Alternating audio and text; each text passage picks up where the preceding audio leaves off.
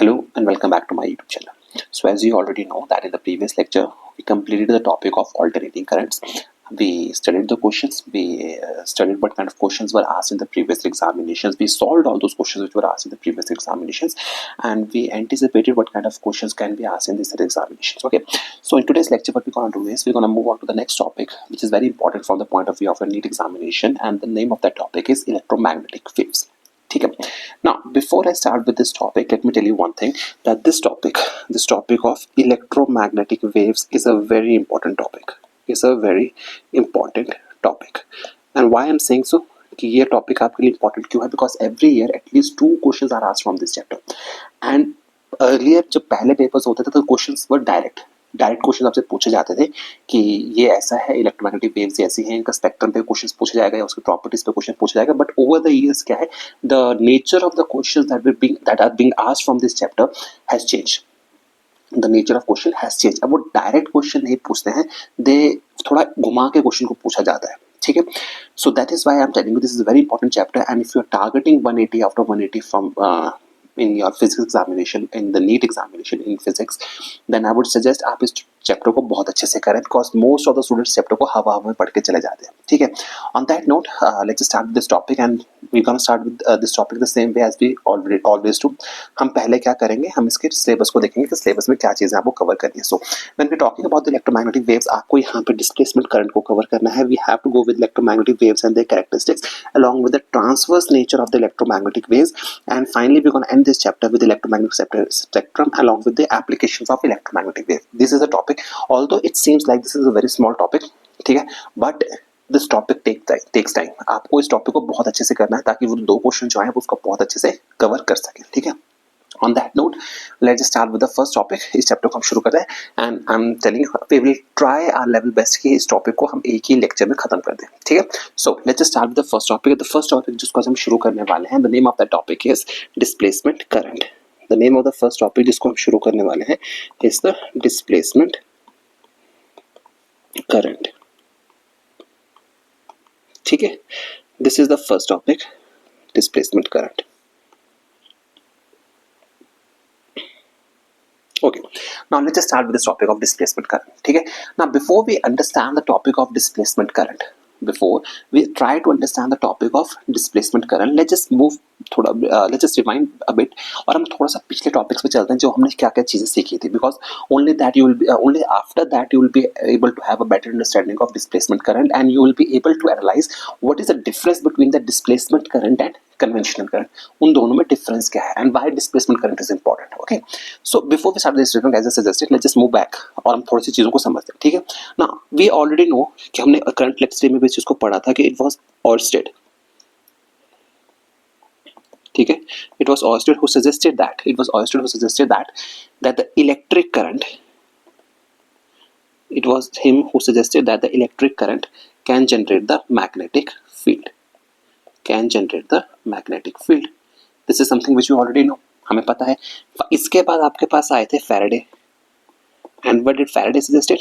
Faraday suggested in his laws of electromagnetic induction that we can generate the electric field. ठीक है. He suggested that by changing magnetic field we can generate electric field. ये चीज़ भी हमें पता है. ठीक है. These 2 facts are known to us. Okay. अब यहाँ पे क्वेश्चन आता है. Now the question arises कि क्या इसका रिवर्स ट्रू है? क्या मैं इलेक्ट्रिक फील्ड को चेंज करके क्या मैग्नेटिक फील्ड प्रोड्यूस कर सकता हूँ? ठीक है.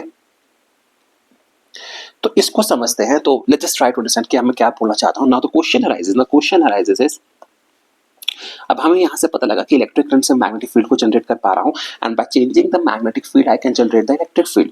Now the question arises, question क्या अराइज कर रहा है यहाँ पे? The question arises can changing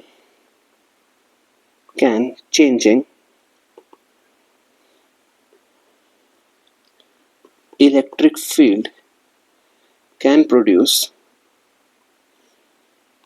magnetic field. This is one of the most important question which laid the foundation for your electromagnetic waves. यहीं से आपके लिए electromagnetic waves की foundation चलती है, and this is the question जिसकी वजह से you were able to detect the displacement current, जिसकी वजह से you define the displacement current, जिसकी वजह से the topic of displacement current was introduced. ठीक है, तो इस बात को समझिए, how this question introduced the topic of displacement current. ठीक है, ये जहां तक हमें समझ में आ गया. ठीक है, अब इस चीज को लेके आपको था एक आपके पास एक साइंटिस्ट आया था, उनका नाम था मैक्सवेल. ठीक है, सो Maxwell what Maxwell did, he conducted some experiments. ठीक है, what Maxwell conducted some experiments. ठीक है, and on the basis of his experiments, ठीक है, on the basis of his experiment he concluded that what Maxwell concluded on the basis of his experiment, Maxwell concluded that there are two ways to produce the magnetic field. There are two ways to produce a magnetic field. The first way is through electric current, जो हम जानते हैं, and second way through the electric current, and the second way by using time varying electric field, meaning that जब हम electric field को time के साथ change करूं जिस तरह से, तो मुझे क्या मिलेगा, मैग्नेटिक फील्ड मिलेगी. And these are the two ways, these are nothing but the two ways to produce the magnetic field. ठीक है, बट जब आपने इस तरह से एक्सपेरिमेंट्स को परफॉर्म किया, when Maxwell perform this experiments and he through this experiment, जब वो धीरे धीरे क्या हुआ, कैपेसिटर्स पे पहुंचा, ही सॉ वन थिंग, उसको एक अनोमली नजर आई. Maxwell pointed out an anomaly, and the anomaly which he pointed out was in the Ampere circuital law. ठीक है, सो हुआ क्या, the Maxwell, according to the Maxwell क्या हुआ, मैक्सवेल को एक अनोमली नजर आई. What was the anomaly? The anomaly was that the Maxwell suggested that the Ampere circuital law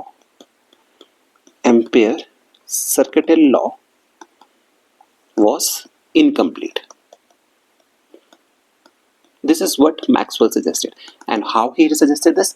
कि जब उसने अपने experiments को perform करते करते, when he tried to conduct the experiments on the capacitors, then he found out that the Ampere circuital law is incomplete. According to the Maxwell, the Ampere circuital law was incomplete. And this result, यहाँ से आप कहाँ से शुरू हुए थे? Please listen to me very carefully. आप यहाँ से शुरू हुए. Your quest started from here, that you wanted to check whether you can produce the magnetic field by changing the electric field. Maxwell ने बोला yes we can do that, but जब उसने अपने experiments को conduct करते capacitors पे पहुंचा, while proving this thing he proved that the Ampere circuital law was incomplete. अब आप यहाँ पे पहुंच गए. Now as soon as the Ampere circuital law was incomplete, Maxwell ने क्या कहा, Ampere circuital law है incomplete है, and in order to complete the Ampere circuital law, Maxwell gave the concept of displacement current. Maxwell gave the concept of displacement current. Now before we go on to the definition of displacement current, let's just look at the experiment which led to the discovery of the displacement current, and after that we will try to understand how the displacement current is different from a conventional current. ठीक है, now let's just look at the experiment which Maxwell did, and according to which Maxwell was able to discover the displacement current. ठीक है, now for that let's just say we consider a circuit. Let's just consider a circuit. ठीक है, and in this circuit let's just consider we have two parallel plate capacitors. We have a parallel, not two parallel plate capacitor, but rather we have a parallel plate capacitor. ठीक है, for better understanding, let me increase the distance between the parallel plate capacitors for better understanding. ठीक है, so let's just say this is the distance between the parallel plate capacitors, and this is how your circuit is connected. This is how our circuit is connected, and here we have a key.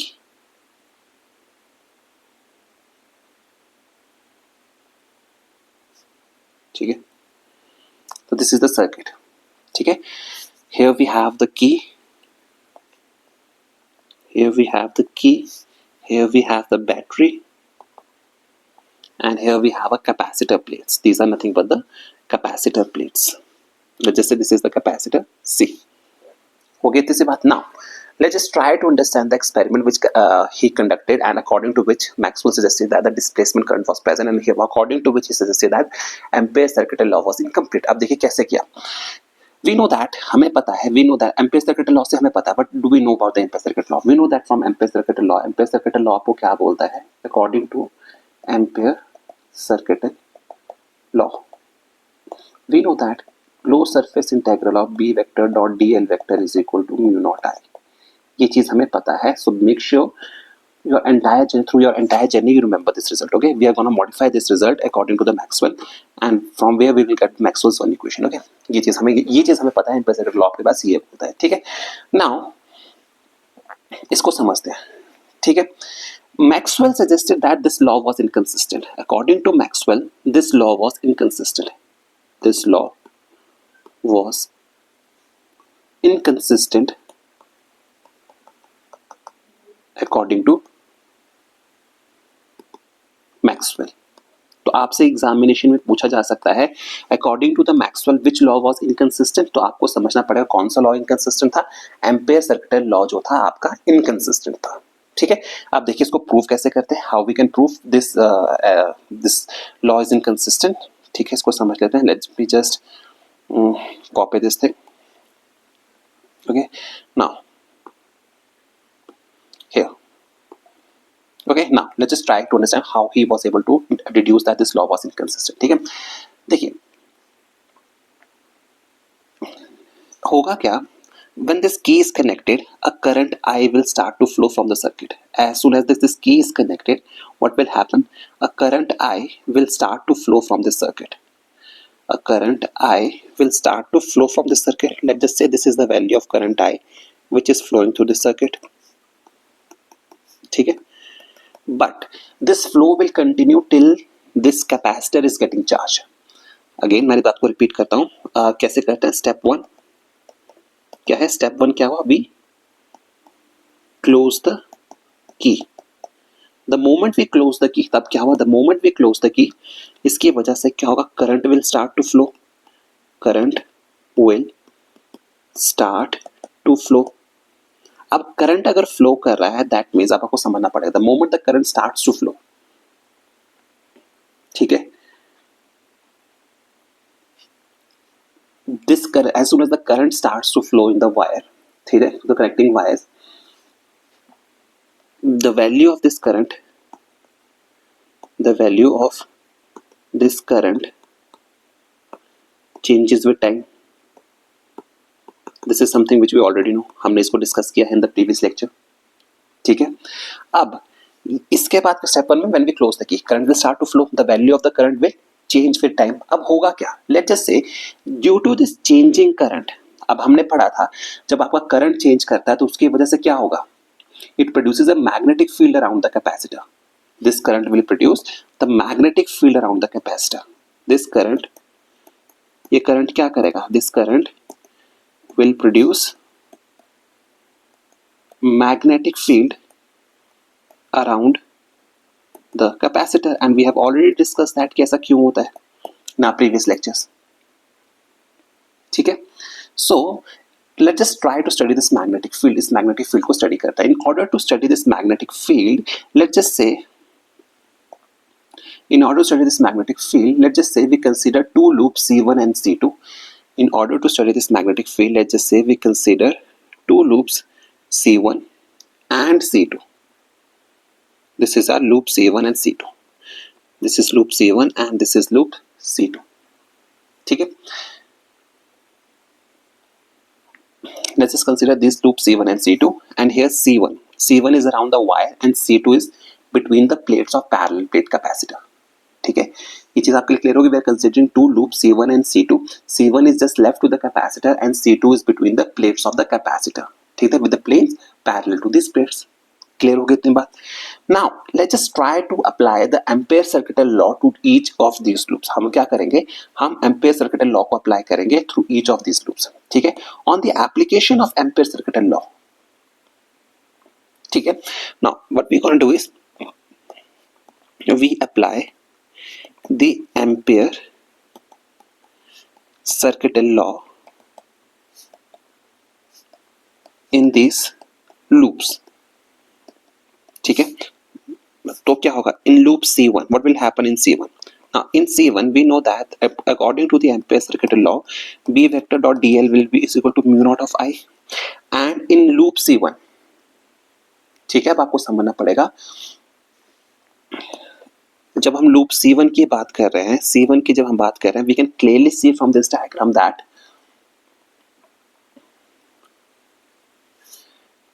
current I flows across the area bounded by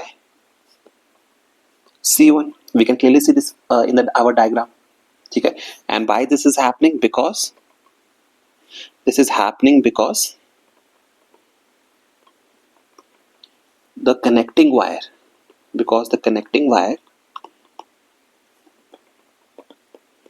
is passing through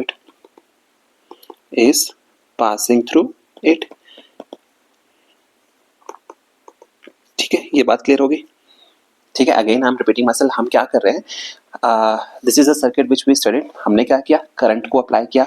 the moment we press the key, the current starts to flow in the circuit. The moment the current starts to flow the circuit, the value of the current will change with time.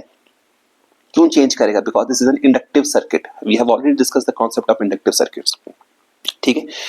Now, for better understanding for this concept, हमने क्या किया? We consider two circular loops C1 and C2, where C1 is towards the left of the capacitor, and while C2 is in the middle of the capacitor. We just considered these two loops, okay? And now what we are doing is we are applying the Ampere circuital laws to these loops. We are applying the Ampere circuital laws to these loops.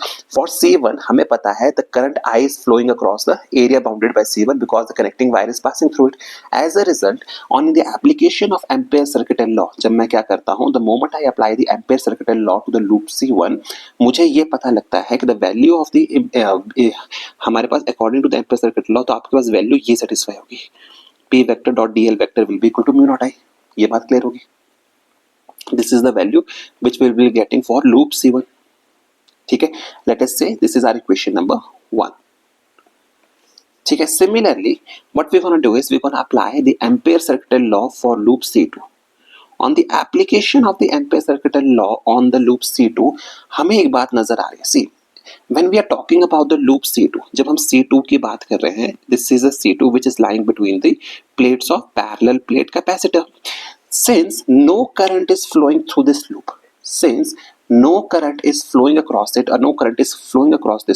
तो अगर हम यहाँ पे ampere circuital law लगाएं तो हमारे पास value निकल के आती है B vector dot DL vector is equal to mu not of 0 which will be equal to 0।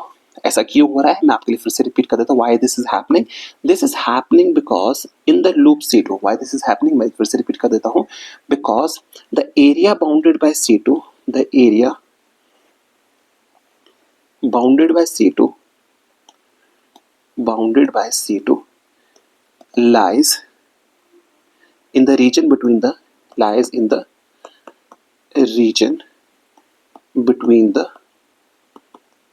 parallel plate capacitors,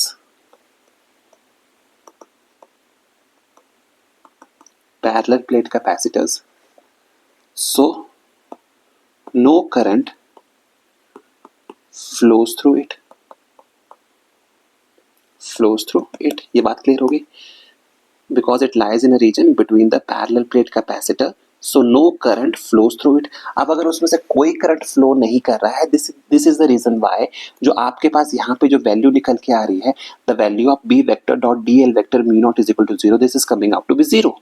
ये वैल्यू आपके पास कितनी निकल के आ रही है, this value is coming out to be 0। Clear होगी बात? And let us say this is our equation number 2।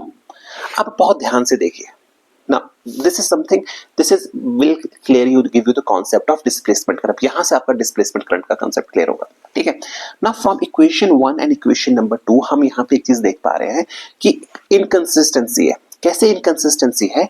Because here the value of the current is I and here the value of current is 0, but still आपको magnetic field तो यहाँ मिलनी चाहिए थी।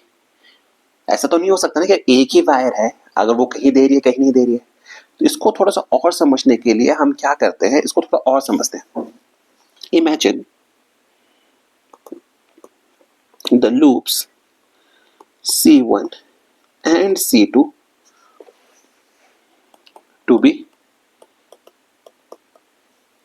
infinitesimally close to each other. हमने ये assume कर लिया that these two plates of capacitor are very close to each other. Then in that case क्या होना चाहिए? C1 of B vector dot DL vector must be equal to in C2 of B vector of DL vector, and this condition is not being satisfied in this case. As a result, there is an inconsistency.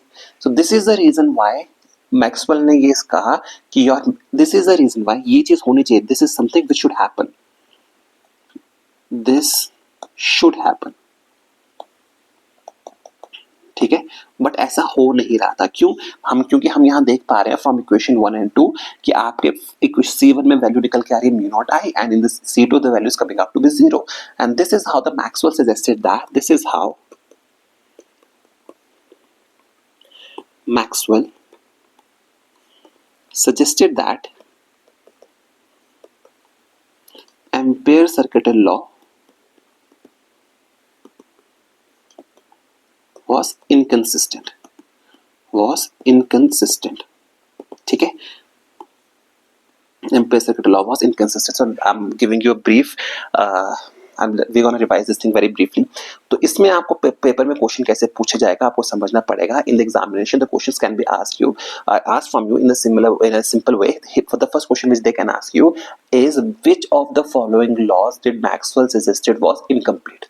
तो answer होगा ampere circuital law. Second question which they can ask you, what are the ways with which we can produce the magnetic field.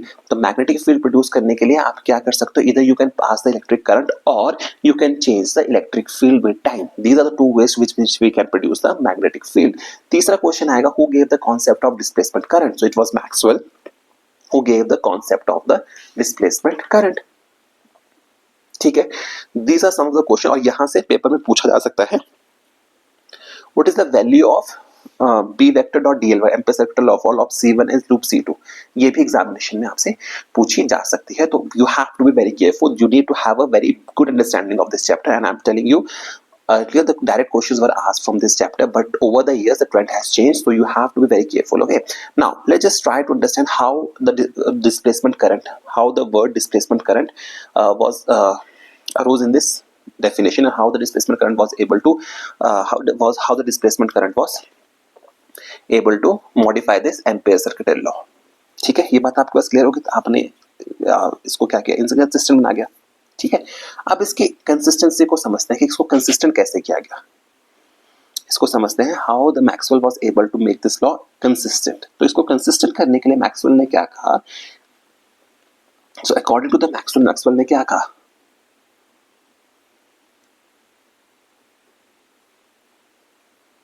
Maxwell ने आपको ये कहा, अब देखिए Maxwell ने क्या कहा, in order to make this law consistent. ठीक है, ये थोड़ा मैं लिखूंगा यहाँ पर, तो प्लीज आप इसको अपने नोट्स में नोट कर लीजिएगा. ठीक है, now to modify the Maxwell's law to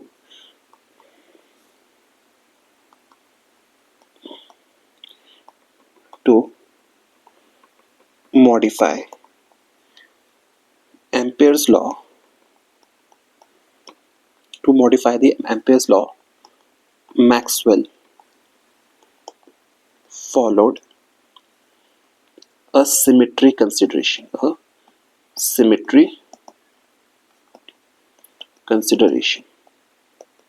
What he did, he followed a symmetry consideration. So method of symmetry को उसने यूज किया. ठीक है, कैसे किया उसको भी हम समझते हैं. how he did that. ठीक है, उसको समझने के लिए हम क्या करेंगे, क्या किया मैक्सवेल ने. देखिए मैक्सवेल ने क्या किया, he assumed that if at a given time,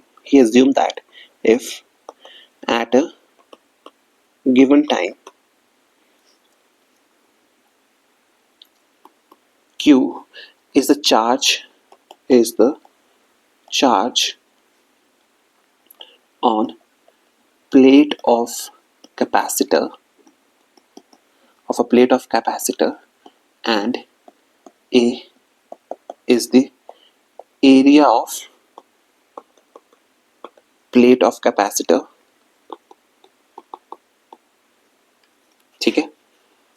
then the magnitude of electric field between plates of capacitors is given by देखिए लिख देता हूं, this is something we should know. Then the magnitude of the electric field between the plates of the capacitor is given by E is equal to Q epsilon naught A. ठीक है, ये चीज हमें पहले से भी पता है, we have already discussed this thing. ठीक है, we have discussed this thing in the topic of electrostatics. हमें पता है ये चीज कैसे आई. ठीक है, now remember this thing, this field is perpendicular to the surface, and we also know that this field is perpendicular to the surface. This is something which we already know. ठीक है, it has the same magnitude over area A of capacitors plates and becomes zero outside the capacitor. ठीक है, again I'm repeating, हम कर क्या रहे हैं, we are trying to define the concept of displacement current. हम displacement current को हम तो ये तो प्रूव कर दिया हमने यहाँ पे कि that this law was inconsistent. This is something which should happen, but ये ऐसा होता नहीं है. This is why the Maxwell suggested that your Ampere circuit law was inconsistent. Now in order to make that law consistent और वो उसकी inconsistency को remove करने के लिए Maxwell ने क्या किया, Maxwell ने ये चीजों को समझा. तो ये चीजें आपके लिए इसलिए important है because इनके basis पे आपसे direct question in the examination can be asked. So that this is our question number. You should remember all these results. Okay.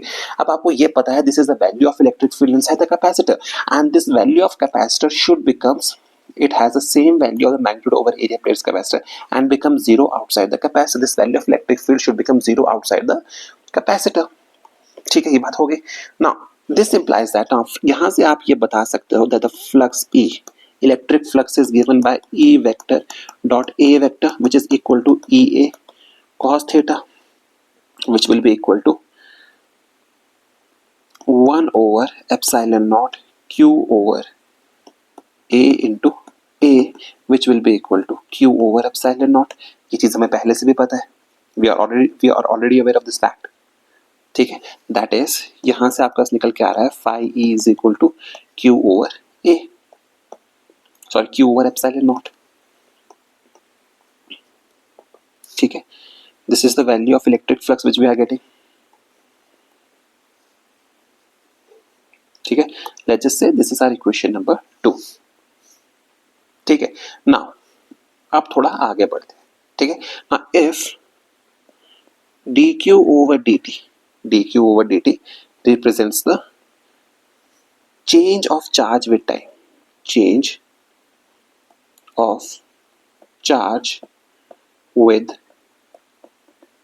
time, this implies that अगर मैं इस इक्वेशन को डिफरेंशिएट कर दूं, d phi over dt will be equal to d by dt of q over epsilon naught, which will be equal to 1 by epsilon naught dq over dt.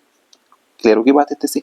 This will implies that this will give you the value of dq over dt is equal to epsilon naught into d phi e over dt. ठीक है, which is equal to this, which will implies that id will be equal to epsilon naught d phi e over dt, and this is the value of displacement current. This is the value of displacement current. This is your displacement current. This was the missing value from Ampere's circuit law through displacement current, and as this value was missing, your Ampere circuit law was becoming inconsistent. So in order to make the Ampere circuit law consistent, you have to add this value in your Ampere circuit law. क्लियर हो गई बात को? This is known as Ampere's displacement current, इसको Maxwell displacement current भी बोला जाता है, ठीक है। नाउ फ्रॉम अबव एक्सप्रेशन, इस एक्सप्रेशन से हमें एक बात पता लगती है, इस एक्सप्रेशन से हमें एक बात पता लगती है, क्या बात पता लगती है? That the displacement current, this is your Maxwell's displacement current, Maxwell's displacement current, okay.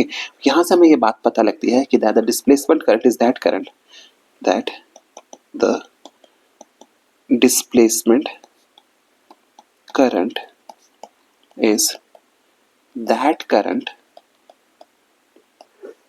which comes into play, which comes into play,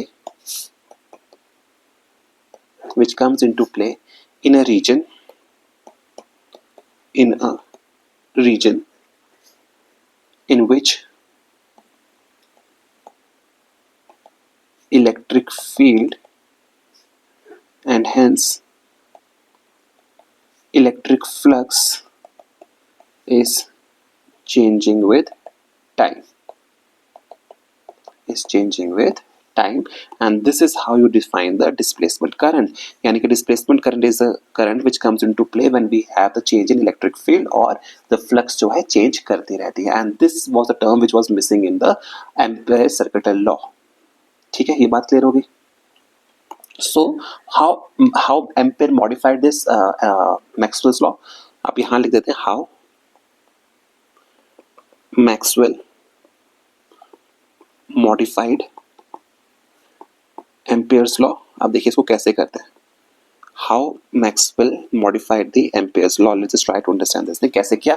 What he did, what he suggested that we should replace the value of I by, that value of I should be displaced by, should be changed by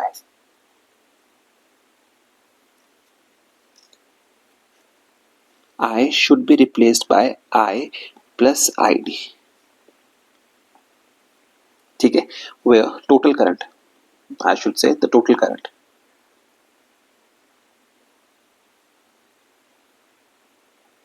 ठीक है, that means यहाँ पे आपको I को replace करना पड़ेगा with I, with, that means it should not be equal to, but rather we are replacing this thing. So according to the Maxwell, what we should do is we should replace I by I plus ID in Ampere's law, meaning that, इस बात का मतलब क्या हुआ? इस बात का मतलब ये हुआ, your Ampere circuital law, your this value B vector dot dl vector is equal to mu naught of I, this value will change into closed surface integral of B vector dot dl vector is equal to mu naught I plus ID। here यहाँ पे मैं आपके लिए लिख देता हूँ, here I represents the conduction current, I represents the conduction current and ID represents your displacement current, okay। So Ampere's law, this is your Ampere's law, changes to Ampere Maxwell's law, Ampere Maxwell law, ठीक है। So paper में आपसे पूछा जा सकता है which of the following equation represents the Ampere Maxwell's law, तो this equation, this is your Ampere Maxwell's law, this is your Ampere's Maxwell law, while this is your Maxwell's law। Maxwell's law को Ampere's Maxwell law में convert करने के लिए which is a more better law to explain the Ampere circuital law, तो उसको change करने के लिए what we simply do is we simply change the value of I by I plus ID, where I represents your conduction current while ID represents your displacement current, ठीक है। जब हम इसकी क्या करते हैं, when we change these things, आपका जो एम्पेयर लॉ होता है that becomes consistent, logically it becomes consistent। so आपका जो लॉ होगा therefore, अब यहाँ लिख देते हैं therefore the Ampere Maxwell law becomes, Maxwell's law क्या बन गया, therefore the Ampere's Maxwell law becomes closed surface integral of B vector dl vector is equal to mu naught I plus ID, which is equal to mu naught I plus epsilon naught d phi E over dt, ठीक है, and I'm telling you this is a very important result. A direct question can be asked in your NEET examination this year from this topic, so I'm hoping कि वो हो सकता है कि वो question यही रहे, ठीक है. So this is a very important topic. Okay, ये चीजें यहाँ पे आपके लिए क्लियर हो गई. So this is how he was able to modify the displacement, the Ampere's law. ठीक है. Now let's just look at some of the properties of displacement current. Let's just look at the properties of displacement current. Okay, now when we talk about the properties of displacement current, हम समझते हैं what are the properties of displacement current क्या है. ठीक है. Now remember this thing. पहली property क्या है? Number 1, displacement current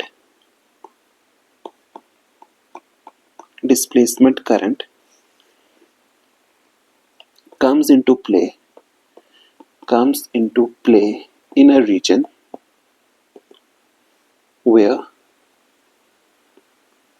electric field or electric flux is changing with time. ठीक है, क्लियर होगी बात. What we are doing is we are studying the properties of displacement current. This is the first thing.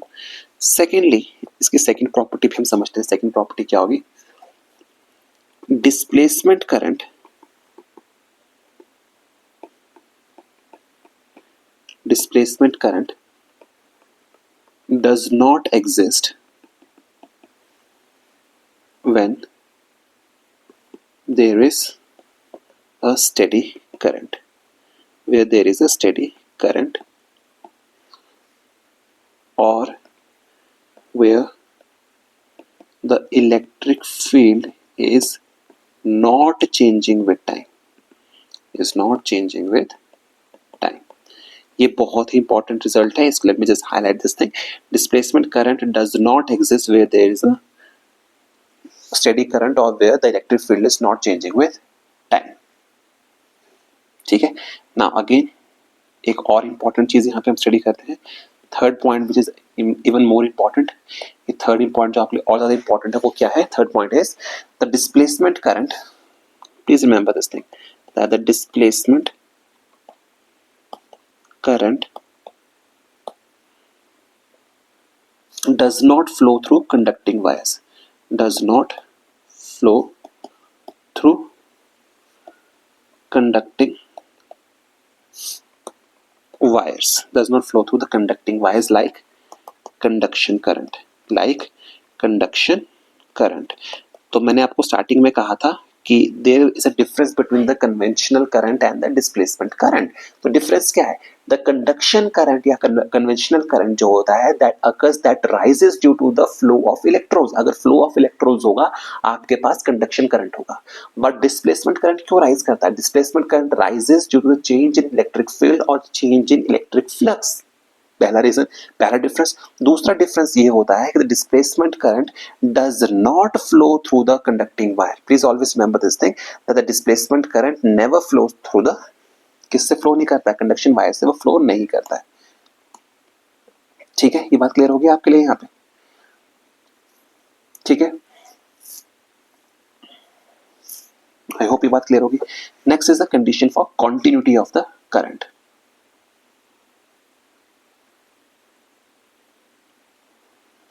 ये भी इस पे एक point और लिख लेते हैं. Point number 4. Let's just right point number 4 also, that the displacement current produces magnetic field in a region like conduction current. like conduction current यानी कि मैग्नेटिक इफेक्ट को भी ये आपको प्रोड्यूस करके देता है. ठीक है. Now moving on, let's just try to understand the continuity of current. Let's just try to understand the continuity of current. ठीक है. When we talk about the continuity of the current, ठीक है, अब हमें यहाँ पे पता है, let's just try to understand the concept of continuity of the current. We know that from the Ampere-Maxwell law, we know that B vector dot dl vector is equal to mu naught I plus id, where I is your conduction current and id is your displacement current. ठीक है. and by the continuity of the current, by the continuity of the current, हमारा मतलब ये होता है that this value, by continuity of the current we mean that the sum of I plus id, that the sum of I plus id is continuous, is continuous along the path, along the path, although individual,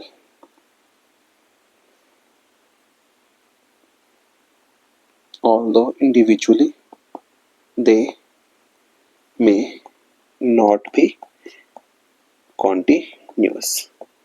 So इसको थोड़ा समझते हैं क्या मतलब है इस बात का. Let's just try to understand this thing. Okay, इसको समझने के लिए again let's just draw that let's just consider this circuit once again. Okay, इस सर्किट को हम एक बार फिर से समझते हैं for knowledge से, क्वांटिटी को समझने के लिए. ठीक है, let's just say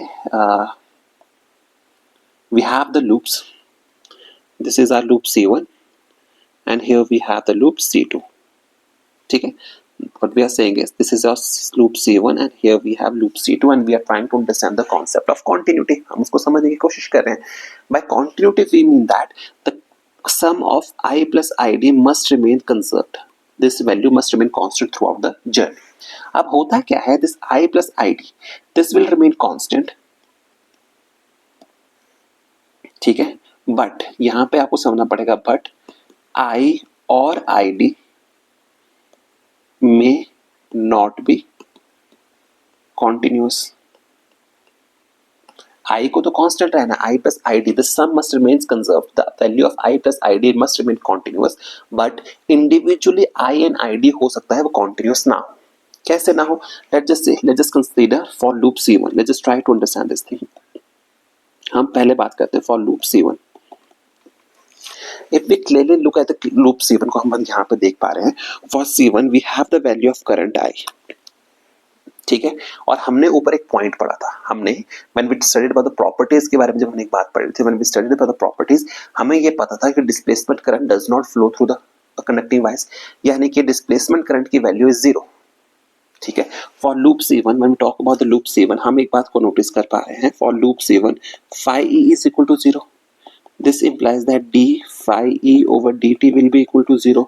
This implies that id will be equal to 0. Clear हो गया?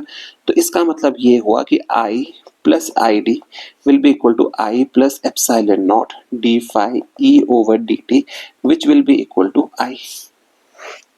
क्लियर हो गया इतनी सी बात?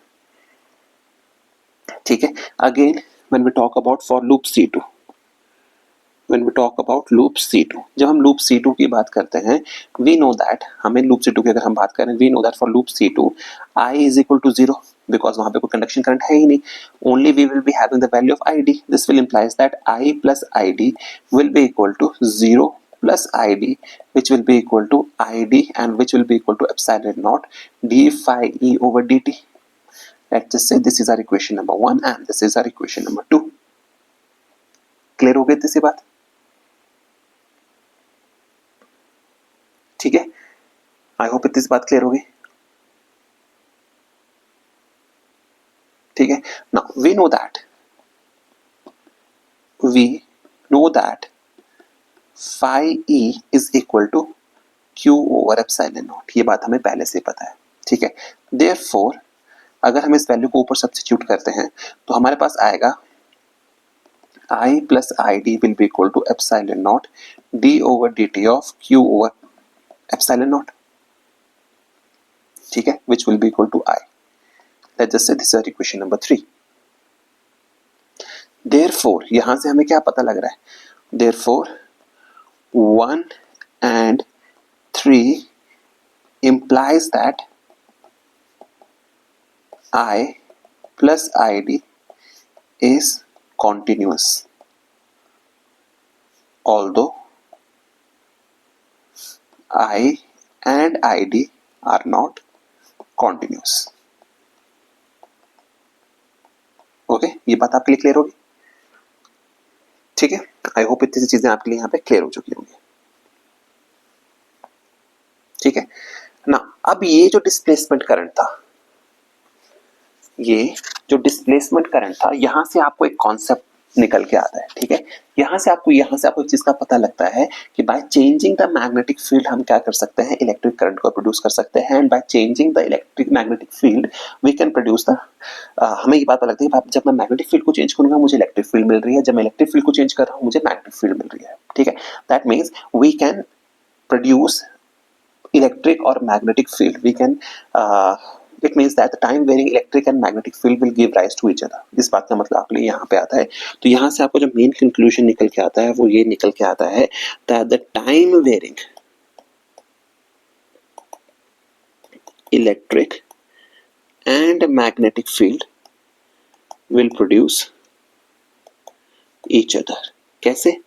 इस चीज को हम कैसे प्रूव कर सकते हैं? देखिए, यहां से तो हमने ये प्रूव कर दिया by the concept of displacement current कि by changing the electric field we can produce the magnetic field. ये चीज तो हमें पता था कि, एंड हमने स्टार्टिंग में ही एक चीज पढ़ी थी when we studied about the concept of Faraday. Faraday ने आपको क्या दिया था? Faraday ने आपको ये चीज कही थी जो हमने यहाँ पे सबसे पहली चीज लिखी है कि by changing the magnetic field we can generate the electric field. ये चीज हमने पहले पढ़ ली थी अकॉर्डिंग टू द फैराडे।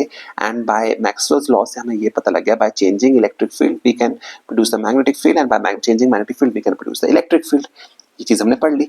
सो यह इन दोनों को अगर मैं कंबाइन कर दूं तो मुझे ये पता लगता है the time varying electric and magnetic field can produce each other and this is a very important point. इस चीज को मिस मत कीजिएगा। दिस इज समथिंग विच आपको अपने दिमाग में बिठा के रखनी पड़ती है। ठीक है, क्लियर होगी बात को? और ये सब चीज सिमेट्री से आई थी। ठीक है ना, अब जरा समझते हैं मैक्सवेल्स की इक्वेशन को। Let's just try to study about the Maxwell's equation. Maxwell's equation, okay, and I am telling you इस चैप्टर में इससे ज्यादा इंपॉर्टेंट, मैक्सवेल्स इक्वेशन से ज्यादा इंपॉर्टेंट कुछ भी नहीं है। This is a very important concept, इसको बहुत ध्यान से सुनिएगा। What are the Maxwell's equation? Okay, Maxwell's equations basically क्या है? Maxwell's equations of electromagnetic waves when he combined the concepts of electric and magnetic field and he gave you the concept of electromagnetic waves. ठीक है,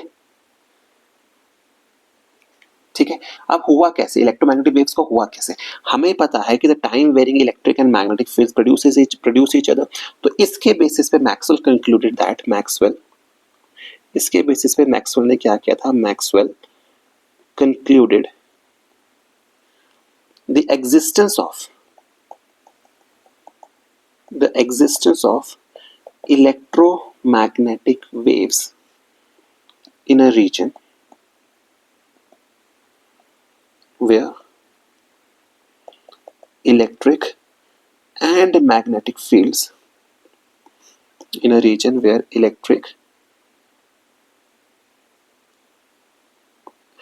and magnetic fields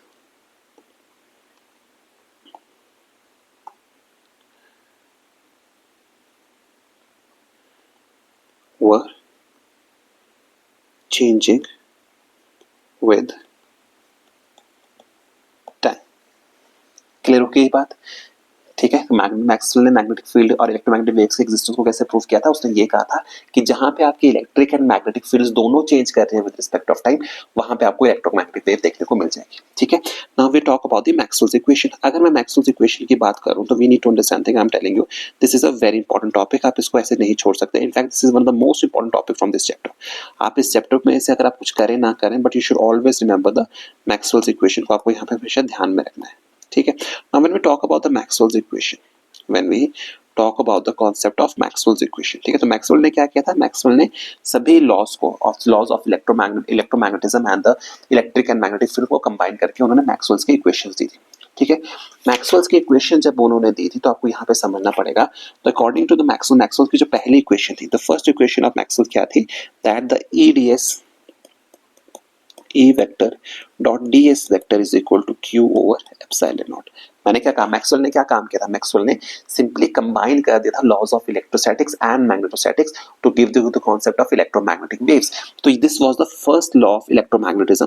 ठीक है, first law of electromagnetic wave, इसको आप बोलते हो Maxwell's first Maxwell's equation, इसको आप बोलते हो this is nothing but the Gauss laws of Gauss law of electrostatics. ठीक है, this is the first Maxwell's equation, याद रखिएगा। Again I am repeating, Maxwell ने क्या किया था, मैक्सवेल्स इक्वेशन का मतलब क्या है, मैक्सवेल ने क्या किया था, इलेक्ट्रिक एंड मैग्नेटिक फील्ड्स की जो इक्वेशन थी उसने सबको कंबाइन करके 4 इक्वेशंस दी थी, जिसके थ्रू उसने ये प्रूव किया था, through which he Maxwell prove that we can produce the electric field from magnetic field and magnetic field from the electric field. So basically Maxwell's equations for electromagnetic waves are nothing but the combination of different equation which he picked up from the electrostatics और electrostatic and magnetics, और उनको combine करके उन्होंने बोला कि भाई ये 4 fundamental equations of electromagnetic waves. ठीक है, द फर्स्ट मैक्सवेल्स इक्वेशन क्या थी कि E d वेक्स vector is equal to Q over epsilon naught, this is the Gauss law of electrostatics. ठीक है, क्लियर होगी बात इतने से? Now let's just try to understand the significance of this equation. This line is what is the significance of E vector dot ds vector is equal to Q over epsilon. What is the significance of this E ds vector Gauss law of electricity? इसका significance क्या था? Let's just try to understand this. Okay, हमें ये पता लग गया कि E ds vector Q over epsilon is the first Maxwell's equation and this is known as the Gauss law in electrostatics. ठीक है, तो हमें ये भी पता है कि that this law gives us the total electric flux. This gives us the value of total electric flux in terms of charge enclosed by surface S। हो गया?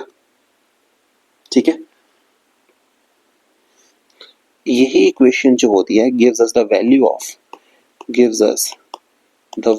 of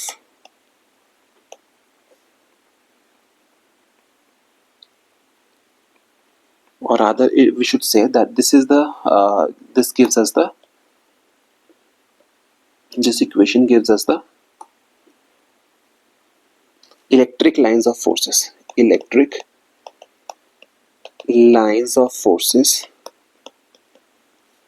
due to discrete or continuous distribution of charges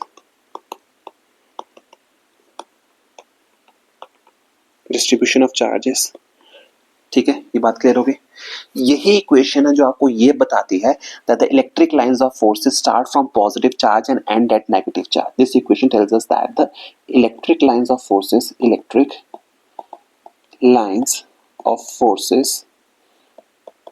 start from positive charge and end at negative charge। Clear होगी बात? And this is the equation which tells us that the electric lines of forces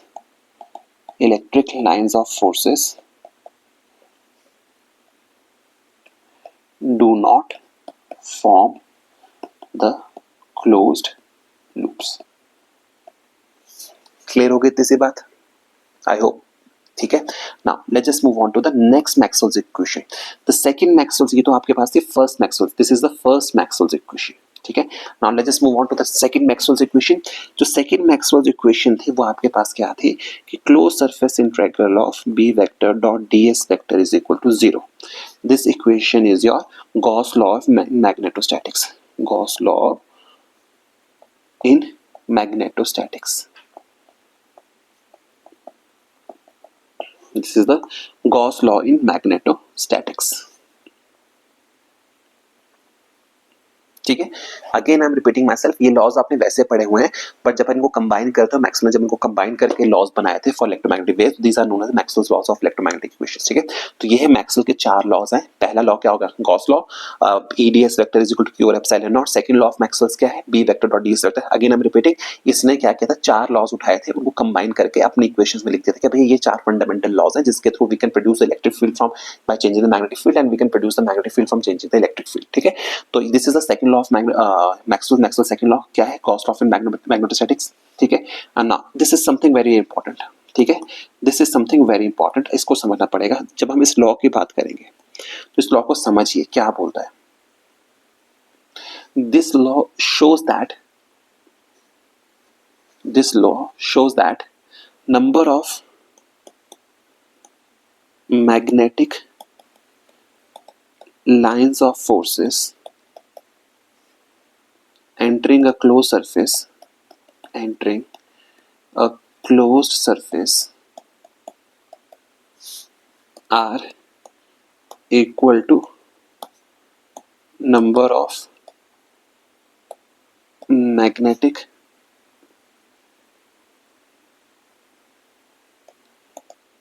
lines of forces leaving it. ये पहली बात आपको पता लगती है, ठीक है। मतलब क्या बता रहा है कि जितनी लाइंस आपके एंटर कर रही हैं उतनी एग्जिस्ट कर रही हैं, उतनी एग्जिट कर रही हैं from the close loop. Okay, second चीज आपको इस लॉ से एक बहुत इंटरेस्टिंग बात पता लगती है। क्या बात पता लगती है? That there is no starting point और end point of magnetic lines of forces, that there is no starting और end point of magnetic lines of forces. In the previous example, we studied that for electrostatic forces, we have a starting point and we have ending point. For electric lines of forces, we have a starting point and ending point. But for magnetic lines of forces, we don't have any starting point or end point. This means that they form closed paths. This means that magnetic lines of forces. This means that the magnetic lines of forces produce closed paths, एक loop बनाते हैं, ठीक है। And one of the most important point जो इस law से पता लगता है वो ये पता लगता है that magnetic monopoles do not exist. And again, I'm repeating myself. In the examination में अगर वो आपसे पूछे which of the following law suggests that magnetic monopoles cannot exist, तो कौन सा लॉ है बताता है जो magnetic monopoles exist नहीं करते? वो बताता है आपको Gauss law of magnetostatics. That law suggests that the magnetic monopoles do not exist. Magnetic monopole exist नहीं करते। इस बात का मतलब ये है कि नॉर्थ पोल हमेशा आपको साउथ पोल के साथ में मिलेगा। You will always find north pole with south pole. You can never find north pole individually. आपको अकेला नॉर्थ पोल नहीं मिलेगा। North pole will always be accompanied by a south pole. This is something which is very important from this topic. Okay, then let's just move to the third equation of Maxwell's equation. Third Maxwell's equation क्या है आपके पास? अगर हम third Maxwell's equation की अगर हम बात करते हैं, third Maxwell's equation आपके पास है कि E vector dot dl vector is equal to minus d over dt of B vector dot ds vector, ठीक है। And this is the Faraday's laws of electromagnetic induction. This is Faraday's law of electromagnetic induction, ठीक है। और ये law आपको क्या बता रहा है?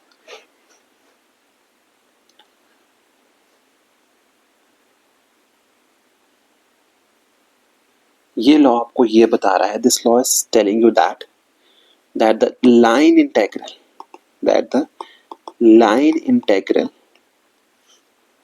of electric field around any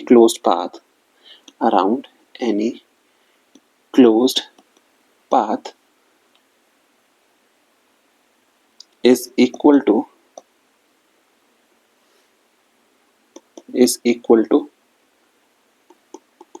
time rate of change of magnetic flux through the surface bounded by closed path. यहाँ पे मैं आपको चीज बताना चाहता हूँ, what is the meaning of this line integral of electric field and what is the meaning of surface bounded by the close path. क्या मतलब है इस बात का? लाइन इंटेग्रल का मतलब ये है, we are talking about this thing, that means we are integrating over the perimeter. Line integral का मतलब ये है कि हम पेरीमीटर के अक्रॉस इंटीग्रेशन कर रहे हैं। एंड बाय सरफेस इंटेग्रल का मतलब ये है, दिस ds gives you surface integral. This means that we are integrating over a surface. मतलब अगर मेरे पास ये एक लेट्स जस्ट से एक इस तरह की शेप है, ठीक है, तो if we have a circle, तो सर्कल का अगर मुझे लाइन इंटीग्रल करना है, जैसे if we have to find the value of DL, तो डीएल की वैल्यू कितनी आएगी 2 पाई आर, बिकॉज इसकी इंटीग्रेशन क्या होगी 2 पाई आर। एंड अगर मुझे एक स्फीयर गिवन है, not sphere, let's just say we have been given a we are moving over a surface, let's just से आपके पास यही सर्कल गिवन है और इस सर्कल की आपको इंटीग्रेशन करनी है ओवर डीएस, तो इसके अंदर वाला एरिया, तो इसके डीएस की इंटीग्रेशन कितनी होगी पाई आर स्क्वायर। ये बेसिक सी नॉलेज है, आपको होनी चाहिए जस्ट इन केस कभी आपको पूछ ले, बट इससे ज्यादा आपको नॉलेज की जरूरत नहीं है, ठीक है। And finally we move on to the last equation, last Maxwell's equation, which is nothing but the modified Ampere's law, or we should say that which is the modified Ampere's law, ठीक है, ये बात clear होगी। This is the Ampere Maxwell's law, Ampere Maxwell law. तो यहां से आपको ये पता लगता है these are the Maxwell's equation. Examination में he can ask you, the NTA can ask you which among the following represents the Maxwell's equation, तो आपको पता होनी चाहिए पहली चीज। दूसरी चीज, विच अमंग द फॉलोइंग, वो आपको बोल देगा which among the following statements are correct. In the Maxwell statement बोल देगा which of the following are the equation represents the which of the following are the Maxwell's equation. 5 equation लिख के दे देगा and 4 will be the answer. आपको देखनी पड़ेगी, फिर पूछ सकता है हाउ मेनी मैक्सवेल्स इक्वेशंस आते हैं, तो आपके पास 4 मैक्सवेल्स इक्वेशन है, we have 4 Maxwell's equations, ठीक है। तो ये सब चीजें आपको यहाँ पे ध्यान में रखनी है, ठीक है। And finally let's start study about one more thing, that is the Lorentz force. तो Lorentz force we have already discuss in our previous sections. In our previous lecture हमने लॉरेंट्ज फोर्स के बारे में क्या पढ़ा था कि Lorentz force is given by F is equal to Q of E vector plus V vector cross P vector, ठीक है। ये चीजें हमने पढ़ रखी हैं, तो आपको इन चीजों का ध्यान में रखना है, ठीक है। This is the Lorentz force, ठीक है। इसके बाद हम चलते हैं इलेक्ट्रोमैग्नेटिक वेव्स के बारे में, ठीक है। इसके बाद हम क्या करेंगे, आई वुड सजेस्ट कि आप क्या कीजिएगा, इलेक्ट्रोमैग्नेटिक वेव्स की प्रॉपर्टीज को आप याद कर लीजिएगा, what are the properties of electromagnetic waves. अब मैं इलेक्ट्रोमैग्नेटिक वेव्स के बारे में आपको एक चीज बता देना चाहता हूं, ठीक है। इलेक्ट्रोमैग्नेटिक वेव्स के बारे में आपको एक चीज का ध्यान होना चाहिए कि electromagnetic waves are those waves. अब हम बात करने वाले हैं properties of electromagnetic waves. We are talking about the properties of electromagnetic waves. पर उसको करने से पहले हम एक टॉपिक को स्टडी कर लेते हैं कि what is the importance of Maxwell's equation, what is the importance of Maxwell's equation. So आपको ये चीजें पता होनी चाहिए regarding your NEET examination. So what are the importance of Maxwell's equation? Maxwell's equation आपको ये बताता है कि नंबर 1 कि an accelerated charge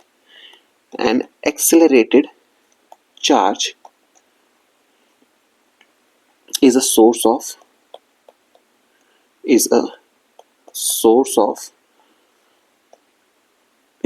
of electromagnetic waves. क्या है, an accelerated charge is a source of electromagnetic waves. This is the first thing जो आपको मैक्सवेल्स बताता है, मैक्सवेल्स इक्वेशन। सेकंड चीज आपको ये बताती है कि electromagnetic waves are transverse in nature. ये बताता है कि इलेक्ट्रोमैग्नेटिक वेव्स क्या बताता है, electromagnetic waves are transverse in nature. Transverse nature we have already discussed in simple harmonic motion. In fact, in waves we have discussed what is the meaning of transverse nature. ठीक है, we won't be going into complete detail, हम basic से चीजों को कर लेंगे but in the next section. इसके अलावा आपको मैक्सवेल्स इक्वेशन और क्या बताती है, मैक्सवेल्स इक्वेशन आपको ये बताती है कि light in itself is electromagnetic wave. ये आपको बताती है कि light is a electromagnetic wave which travels at a speed of 3 cross 10 raised to power 8 meters per second। ठीक है, ये बातें क्लियर हो गई। These are the importance of the Maxwell's equation, ठीक है। इन चीजों को आपको ध्यान में रखना है, ठीक है। Now let's just move on to the topic of electromagnetic waves, where we try to understand how we define the electromagnetic wave. ठीक है, पहले हम देखते हैं कि how we define the electromagnetic waves. तो आपको यहाँ पे समझना पड़ेगा कि the electromagnetic waves, these are those waves, the electromagnetic waves are those waves, electromagnetic waves are those waves in which there is a, कैसी रिप्रेजेंटेशन होती है, कैसी वेरिएशन होती है, there is a sinusoidal variation, sinusoidal variation. कैसी variation आपको देखनी है? You have to have a sinusoidal variation. This is the first condition for electromagnetic wave. Electromagnetic wave होने के लिए आपके पास कैसी वेरिएशन हो चाहिए? You must have a sinusoidal variation in electromagnetic waves of electric and magnetic field vectors. ठीक है,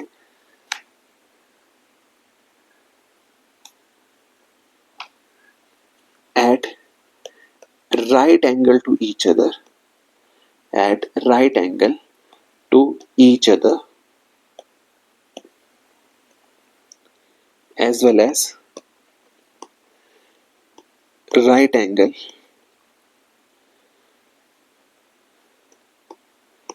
at right angle to the direction of wave propagation. Again I'm repeating myself, इसमें कुछ नहीं कहा है, इसमें सिंपली इस डेफिनेशन में आपको सीधा यही कहा है कि electromagnetic waves are basically sinusoidal waves होती हैं in which electric and magnetic field vectors are at right angle to each other, but they are not only they are right angle to each other, but they are also at right angle to the direction of propagation. मतलब electromagnetic wave में electric field, magnetic field ये एक दूसरे के perpendicular तो होते ही होते हैं. क्या मतलब है इस बात का कि electromagnetic field in the electromagnetic wave, electric and magnetic fields are at 90 degree to each other, but they are also at 90 degree to direction of propagation. वो क्या होता है? डायरेक्शन ऑफ प्रोपोगेशन के भी 90 डिग्री के एंगल पे होता है. ठीक है, यहां से आपको एक चीज रिजल्ट आता है कि C is equal to 1 over under root of mu not of epsilon naught. ठीक है, because we are dealing about the electromagnetic wave in vacuum, this is the speed with which the electromagnetic wave is traveling. ठीक है, speed of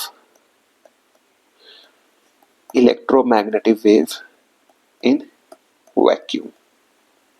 ठीक है, but when we talk about a medium, the velocity of wave in a medium is given by under root of mu epsilon. This is the velocity of wave, or rather I should say the speed of wave in a medium. Clear होगी बात? So what we can do is we can relate this both these things. कैसे relate कर सकते हैं कि we can simply say that V is equal to C over under root of mu r epsilon r. ठीक है, ये इस तरह से भी you can relate velocity speed with the speed of the wave in a medium to speed of the wave in vacuum. आप उस तरह से भी रिलेट कर सकते हो. ठीक है, so you should always remember these three results. ठीक है, these are the results which you should always remember. और यहाँ पे मैं आपके लिए एक चीज और लिख देता हूँ. in this relations mu r is equal to mu naught mu r. ठीक है, mu naught into, just a minute, because mu is equal to mu naught into mu r, and epsilon is equal to epsilon naught epsilon r. Okay, यहां से आपका सी results आपको देखने को मिले. ठीक है, finally we have the transverse nature of electromagnetic wave. क्या होता है? दिस इज समथिंग, यही है कि इलेक्ट्रोमैग्नेटिक वेव्स एक दूसरे के परपेंडिकुलर चलती हैं. नॉट ओनली एक दूसरे के परपेंडिकुलर होते हैं, बट वो अपनी किसके डायरेक्शन के भी परपेंडिकुलर होती है. ठीक है, this is the transverse nature of the electromagnetic wave. ये चीजें आप कर लेंगे यहाँ से. एंड फाइनली आपके पास पहुंचते हो important characteristics and properties of electromagnetic waves. So I would suggest, ये आपके रेफरेंस बुक में टॉपिक बहुत अच्छे से गिवन है, तो आप इसकी प्रॉपर्टीज को वहां से डायरेक्टली ही याद कर लीजिएगा. ठीक है, मैं यहां लिख देता हूं important properties of electromagnetic waves. ठीक है, important properties of electromagnetic waves. For this refer to your, यहां पे मैं लिख देता हूं for this refer to reference books. ठीक है, इसमें बस यही प्रॉपर्टीज लिखी हैं कि आप to travel with the speed of light, आपकी एनर्जी कितनी होती है, आपका किस तरह से किस डायरेक्शन में आप ट्रैवल करते हो. ठीक है, तो यहाँ पे मैं आपको जो कुछ इंपॉर्टेंट प्रॉपर्टीज हैं, I am only going to discuss those properties, बाकी की प्रॉपर्टीज के लिए you should refer to your reference book. यहाँ पे मैं आपको दो चीजों के बारे में बता देता हूँ. Some of the properties which are more important, जो मैं आपको यहाँ पर डिस्कस करने वाला हूँ. ठीक है, दैट oscillations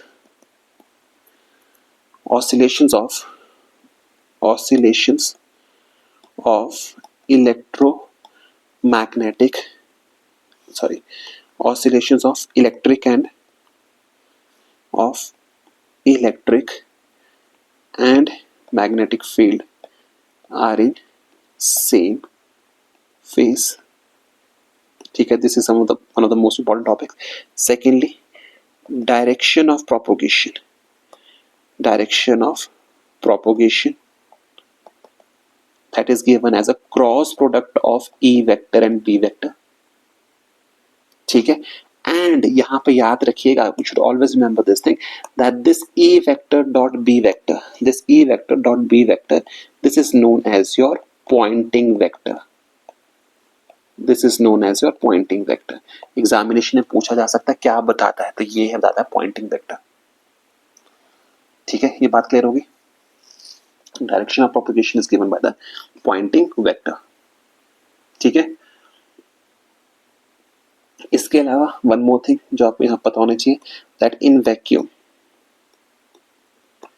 अगर हम वैक्यूम की बात करते हैं, इलेक्ट्रिक एनर्जी डेंसिटी